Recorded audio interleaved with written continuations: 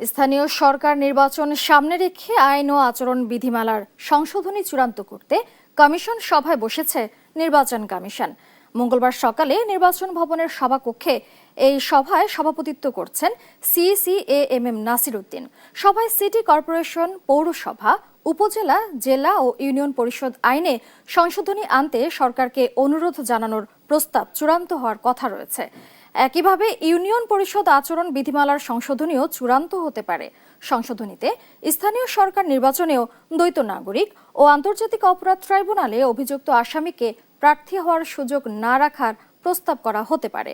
এছাড়া ঋণখেলাপির জামিনদার এবং এমপিওভুক্ত শিক্ষকরাও যেন প্রার্থী হতে না পারে সে বিধান করতে চাইছে ইসি।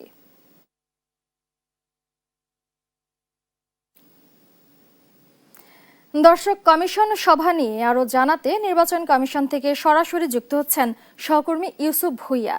ইউসুফ, স্থানীয় সরকার নির্বাচন বিধিমালা নিয়ে কমিশন সভায় কোনো সিদ্ধান্ত এসেছে কি জানাবেন?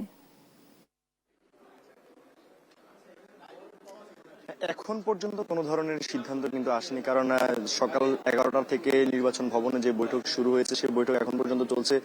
কিছুক্ষণ আগে সেই বৈঠকে আসলে কিছু সময়ের জন্য আসলে বিরতিতে গিয়েছে নির্বাচন কমিশনাররা, এবং বিরতির পর আবারও সেই আলোচনায় তারা বসবেন। এবং আজকের যে বৈঠক, সেই বৈঠকে কিন্তু বেশ কিছু বিষয়ের সিদ্ধান্ত, যে প্রস্তাবনা, সেই প্রস্তাবনাগুলো আসবে। এবং আপনাদেরকে আমরা বলছিলাম আগেও যে স্থানীয় সরকার নির্বাচনের প্রেক্ষাপটকে কেন্দ্র করে কিন্তু নির্বাচন কমিশনের আইন এবং যে আচরণ বিধিমালা রয়েছে সেই জায়গা থেকে বেশ কিছু সিদ্ধান্তে তারা আসতে চাচ্ছেন, এবং কিছু জায়গা আসলে পরিবর্তন করতে চাচ্ছে নির্বাচন কমিশন। এবং এখন পর্যন্ত নির্বাচন কমিশনের বিভিন্ন সূত্র থেকে আমরা যেমনটি জেনেছি যে নির্বাচনের যে আইন রয়েছে স্থানীয় সরকার নির্বাচনে, সেই আইন এবং আচরণ বিধিমালায় যে পরিবর্তনগুলো আসতে যাচ্ছে তার মধ্যে স্থানীয় সরকার নির্বাচনে আপনি জানেন যে আগে কিন্তু যে সশস্ত্র বাহিনীর যে বিষয়টি ছিল সেই বিষয়টি কিন্তু নির্বাচন কমিশন প্রস্তাবনা রেখেছে যে সেই বিষয়টি যেন সম্পৃক্ত করা হয় নির্বাচনের সময়। এবং এর বাইরে জাতীয় নির্বাচনের যে প্রেক্ষাপটগুলো আমরা দেখেছি, জাতীয় নির্বাচনের সময়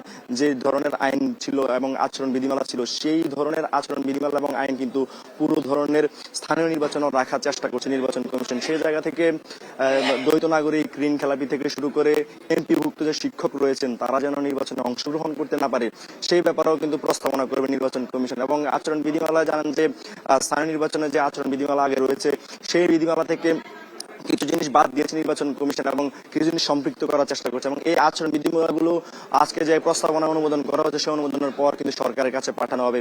তো বৈঠক চলছে, বৈঠকে বিকাল পর্যন্ত সেই বৈঠকটি চলবে। বৈঠকের পর আসলে নির্বাচন কমিশন থেকে আসলে ব্রিফিং করা হবে এবং সেখানে তারা বিস্তারিত সিদ্ধান্ত, যে প্রস্তাবনা, সেই প্রস্তাবনাগুলো আমাদেরকে জানাবেন। তো এ ছিল নির্বাচন ভবন থেকে সবশেষ।